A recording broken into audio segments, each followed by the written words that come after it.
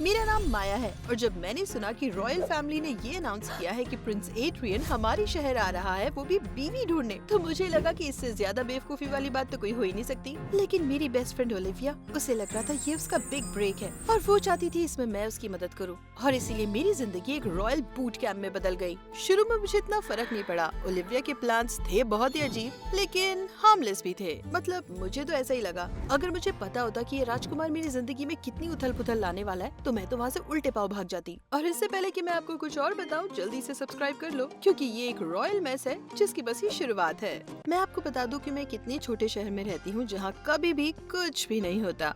तो जब royal family ने ये अनाउंस किया कि प्रिंस एड्रियन अपने लिए बीवी ढूंढने हमारे शहर आ रहा है तो सब पागल ही हो गए। मतलब मुझे छोड़ के सब लोग, क्योंकि मुझे तो ये बहुत अजीब बात लगी। लेकिन ओलिविया, मेरी बचपन की जिगरी दोस्त, वो तो एक टांग पर खड़ी थी पैलेस में शिफ्ट होने के लिए। माया, यही मेरा मौका है। तुम समझ रही हो इसका मतलब क्या है? हाँ, समझ रही हूँ। इसका मतलब ये है कि अब हम जिंदगी भर राजकुमार की बातें करेंगे। उसने मुझे इग्नोर कर दिया ऑब्वियसली। ओलिविया की आंखों की चमक देख के मैं समझ गई कि अब इस बात से बाहर निकलना मेरे लिए आसान नहीं होगा। नहीं माया, ये तो तकदीर है। वो यहाँ आ रहा है। क्लोवरलैंड की अगली क्वीन मैं बन सकती हूँ।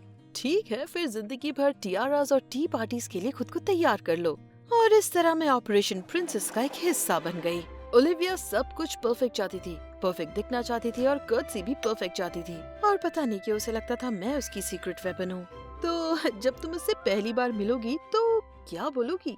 योर हाइनेस, मुझे पोलो बहुत पसंद है। ओलिविया, तुम्हें पोलो के बारे में कुछ नहीं पता है। कोई बड़ी बात नहीं है माया, रॉयल लोगों को पोलो बहुत पसंद है। एकदम फुल प्रूफ प्लान है। मुझे तो ये सब कुछ बहुत बचकाना लग रहा था, लेकिन हे, ओलिविया को खुश देखकर अच्छा लग रहा था। लेकिन मुझे इसका एहसास भी नहीं था कि उसका ये रॉयल डे ड्रीम मेरा डेली रूटीन बनने वाला है।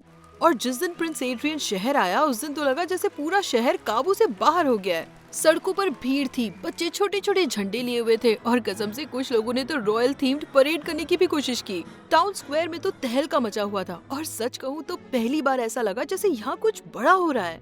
और ओलिविया, वो तो डर के मारे थर थर काँप रही थी।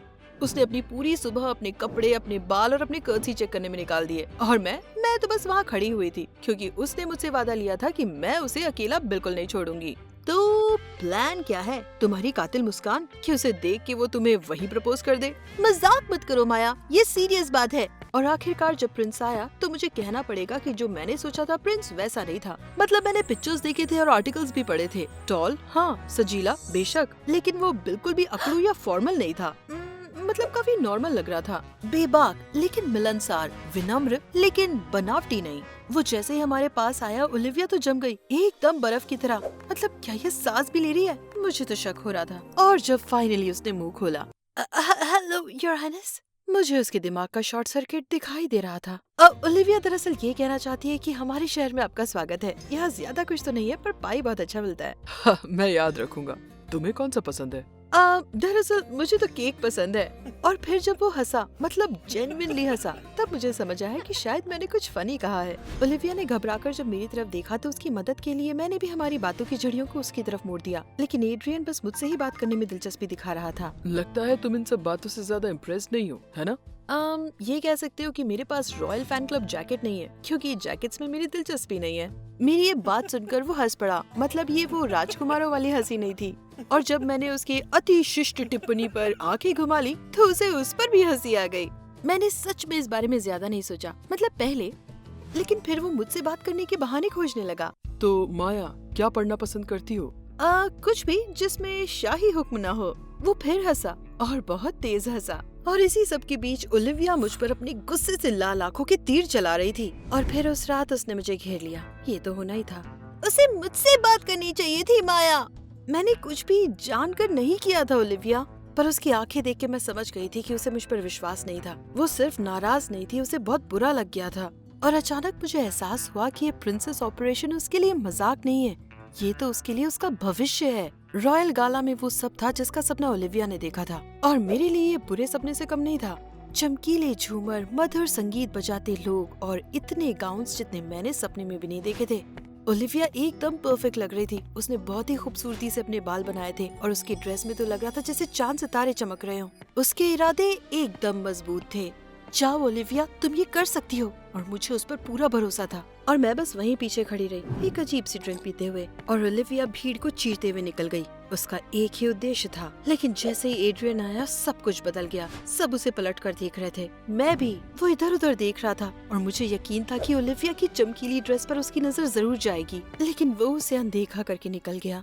माया, मैं तुमसे ही मिलना चाहता था। अगर कोई नजरों से जला सकता तो ओलिविया मुझे उस दिन वहीं राख कर देती।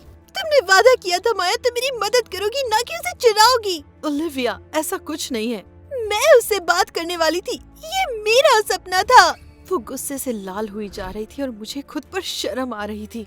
वो सही कह रही थी, मैंने कहा था मैं उसकी मदद करूंगी, लेकिन पता नहीं कैसे सब कुछ उल्टा हो गया था। मैं उसे समझाने की कोशिश कर रही थी पर वो कुछ सुनना ही नहीं चाहती थी। मैं कसम खा के कह रही हूँ ओलिविया, मैंने ऐसा कुछ नहीं सोचा था, पर दिल ही दिल में मैं जानती थी कि वो सही है और उसके साथ सही नहीं हो रहा। इसीलिए मैंने डिसाइड किया कि मैं और पीछे हट जाऊंगी। इसीलिए अगले कुछ दिनों तक मैंने एड्रियन को पूरी तरह से नजरअंदाज कर दिया। मैंने उससे बातचीत बंद कर दी और खुद को बिजी कर लिया। जितना मैंने सोचा था उससे ज्यादा तकलीफ हो तो रही थी, पर यही सही था।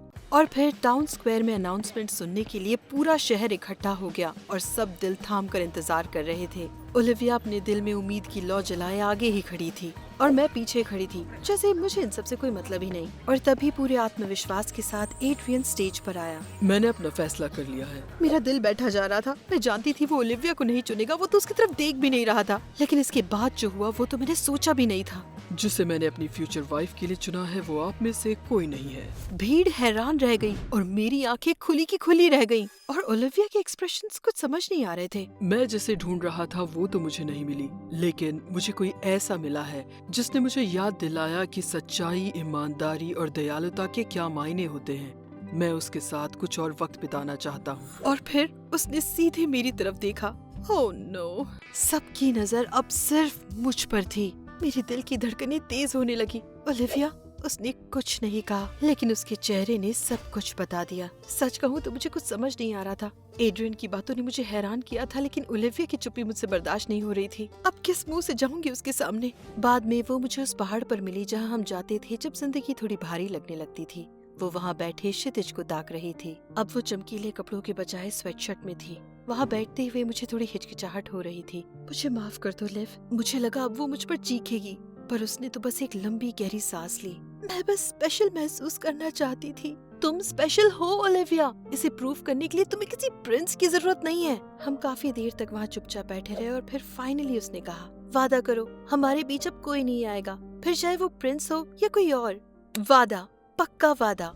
और एड्रियन, उसे मैं पार्क बेंच में अकेली बैठी हुई मिली, इन सब कियोस से एकदम दूर।